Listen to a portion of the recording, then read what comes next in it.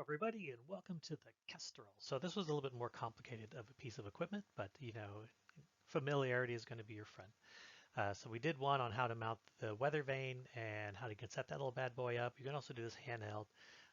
So hopefully that all works for you. So let's go through the Kestrel. We are using the Kestrel 5500. So to get to the battery, you don't need a tool here like some of the other pieces that we've got. So that's very useful. Um, What you do is you've got a little button here. If you slide the button over, which is what I'm doing here, it'll pop the case off. Note the little orange thing around the outside of it, which is going to be your weatherproofing. It just uses a simple AA battery, so that's actually really good for us. And then it's got a connection in the back really quick. That's where you plug in your cable, and it also works on Bluetooth to transmit information. So once you get the battery in there, you're either going to have to set the bad boy up or start or calibrate a lot of things to make sure that it's working. This one's already been calibrated, and the quickest way you can tell that is that it's got a compass reading. It's designed to be held facing your face, being held uh, straight up and down from the ground. Okay, so you don't lay it flat with your compass; it's straight up, and so you're measuring the direction is the direction that you're looking. This is a link one here, so this means that it has you can use a cord or Bluetooth to communicate back and forth. So I'm going to explain the buttons to you and how it works. One other thing is that here's the wind speed gauge right there, the anemometer, which is open. So we've actually got that slit open. That will close. Other thing up here, this is where your sensors are. So you've got your temperature and humidity temperatures gauges are up here. Compass is internal. Barometric pressure is internal. So if you look at it, one of the main things to do is the up and down buttons. This is how you cycle through what you're going to try to turn on. Here's your power button, turning it on and off. This is how you transmit your data. This is how you turn your backlight on and off. This is how you go to settings, and then how you enter. And then you've got another one for like you do the down arrow for settings here. You've got your up and your down, and you've got your left and your right. This is to raise values and lower values. And so this is the most common one that you're going to look at. So what you do is you've got your wind speed, this one's set in meters per second. You've got your temperature that's being read in Celsius, 22.8 degrees. And then you've got your direction of the compass. So this is going to be a pretty straightforward one that you can look at all sorts of data on it. So it's a multimeter, so you usually can scroll through a bunch of different um, pieces of data that you're getting, or you can download it as your data. So here I've just cycled through one. So another one we've gone through, we've got our time and our date. So this was at 8:07. So you can set the time by going to setting. You can also set the date. I highly recommend that you do this if it's not set on your device because your data will be tied to the dates and the times in which they're recorded whenever you need your information. So it's really important to set your time and date whenever you're playing around, especially if you're going to use those data. Cycling into the next one, to use the compass, you also have to, the compass needs to calibrate.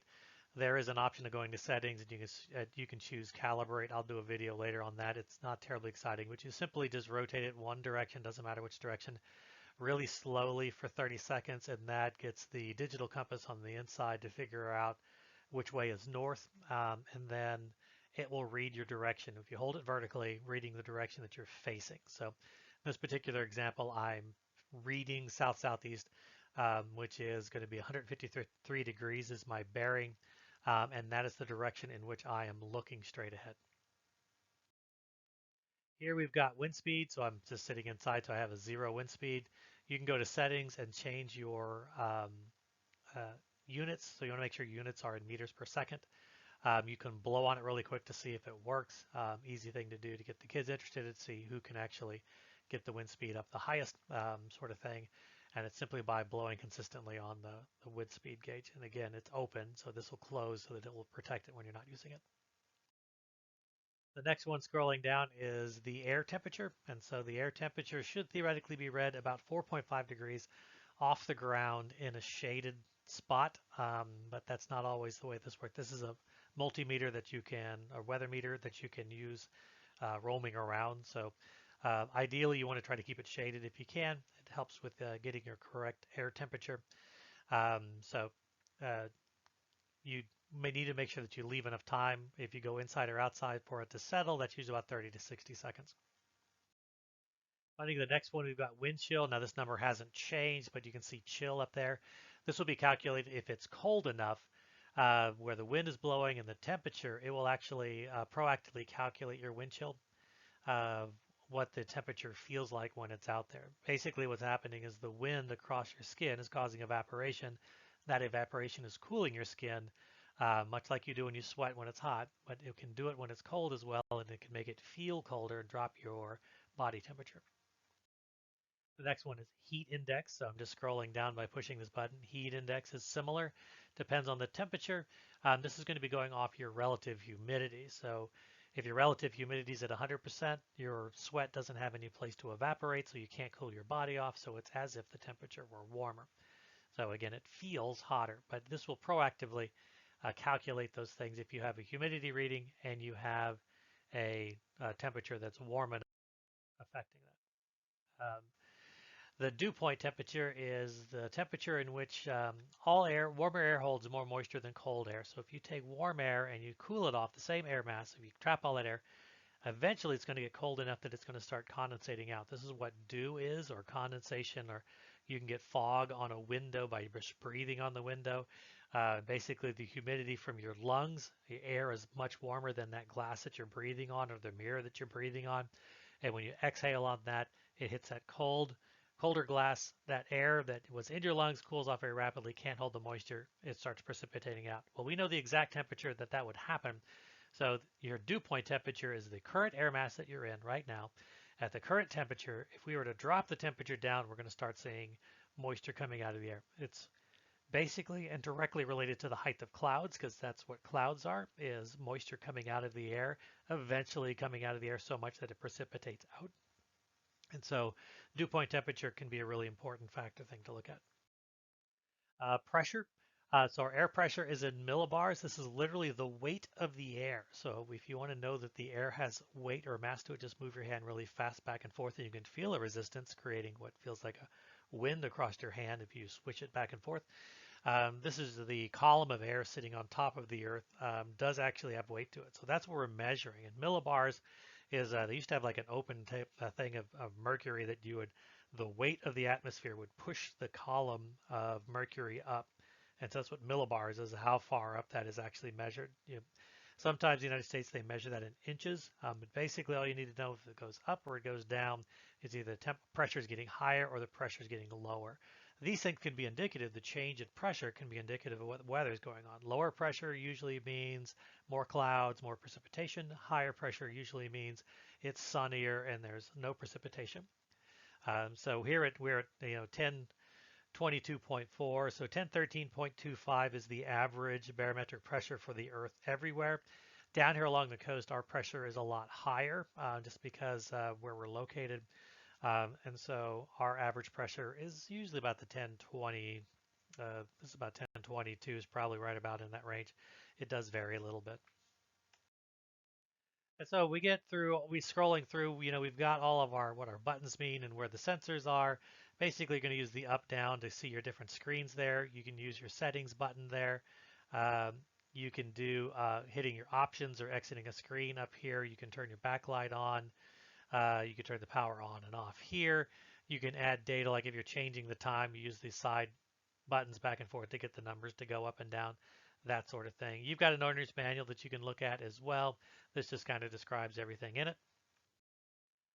So here's just a really quick capture from what all the buttons mean, what the symbols mean, the up down arrows, the side to side arrows, the capture button, which is the red button there, the backlight, etc., etc. So here's just your screen and what all those buttons mean and what you can actually do. So you have various options and what that is. I'm just putting these up here so you can have a really quick reference to it if you don't have the manual handy.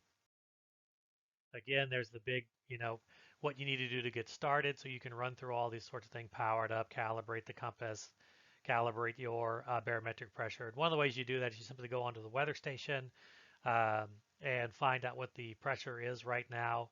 And then you can manually put that in. And once you set the barometric pressure, it will change up and down as the pressure changes. You usually have to set that the first time. But here's the process in which you do that, so you can run through that. I've added in here something from the manual just so that you have it, is how you can connect to a device using Link, which is collecting to your computer, your phone, or your tablet sort of thing. So easy instructions on how to do that. Here's how you can create and view, export your data logs. So basically, if you're data logging or you're leaving the Kestrel out into an area so that it's recording overnight or over the weekend, you can then link that bad boy up and switch it back over, download the data, and then we can start using it. This is a continuation of how we use Link. And again, these are just out of the user manual. I'm just putting them in here so that you have a really quick, easy reference for it.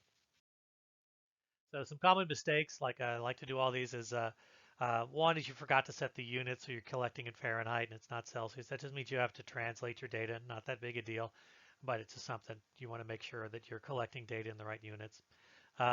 Getting interference from the surrounding area. So if you're standing too close to a building or trees, the wind direction may not be consistent or accurate. Temperature too high or too low can interfere with it, or in the sun, things along those lines. So you're getting environmental error is what we call it. So interference from, you want to pay attention to where you are when you're taking your readings. Um, Another one is just not waiting long enough for your temperature to stabilize out or your humidity gauge to stabilize out. You want to give it some time in the area so that it can make sure that you're using it right. The other one is, we're used to kind of like we're using a phone or a tablet. We hold it like a book, so it's, parallel to the ground as opposed to vertical to the ground. You want to hold this straight up and down when you're using it. The other one is like you can block the aerometer when you're holding it with your thumb, or your body can be blocking the wind speed. So when you're holding it, you want to always make sure that you're facing into the wind, or using the weather vane so that the weather vane will spin around so it's facing into the wind properly. Other thing is you can block the sensors, that little opening right up next to the aerometer. You want to make sure that you've got it. Or if you're using the weather vane, you want to make sure that the weather vane is level and it's not being impacted by gravity. It's actually being impacted by the direction of the wind. So how does it work? Well, there's a bunch of different devices in here that are going to gather information, and that information is going to be translated through software. One is the aerometer, is a mechanical, it uses mechanical resistance. So anything moving through there has an impeller that will spin faster. The faster the wind is moving, and it will stop if there's no wind resisting there. Theoretically, anything moving through there, I wouldn't recommend doing this, but water going through there would do it. Anything running through there would cause the impeller to turn. So it is using mechanical resistance of the wind. The temperature is being measured by a sensor that is on it's stuffed in a little device there. That sensor is basically um, using is interpreting the temperature based upon sensible heat as it goes up and down. There's a humidity sensor in there to try to figure out the moisture, so it's detecting the moisture. So you've got the amount of moisture that's in the atmosphere. They can compare that back to temperature, which will give you relative humidity and absolute humidity. By combining those two things together, your heat index is going to be the relationship of the measured temperature and the humidity at that temperature. Wind chill is the measurement of the wind speed that you're experiencing based directly upon the temperature measured. So those things are, a lot of different devices. But in essence, you've got um, you've You've got a compass that's telling you the direction you're facing. You've got a wind speed gauge on there that's telling how fast the wind is blowing. You've got a temperature gauge to tell you what the temperature is. You've got a humidity gauge to tell you how much moisture there is. And then everything else is being calculated. Oh, and there's barometric pressure. Sorry, the barometric pressure is telling you what the pressure is, and that will scale up and down. You have to calibrate your compass. You have to calibrate your barometer, and then you should be good to go. But it's a really powerful device, and you can see that you can get lots of information. And the reason we're getting that toward the end of all this is you need to understand how you're getting all that. Like we use the sling psychrometer, for example, to figure out humidity. This is going to tell you what it is using digital equipment and using sensors, that sort of stuff. So lots of information we can get there, and then we can actually download these data. We can put them into charts and all sorts of fun stuff. We can put them in our birdhouses to see what the temperature was like all day long, even when we weren't there, all that sort of fun stuff. So I hope you enjoy using it, and that ends this one.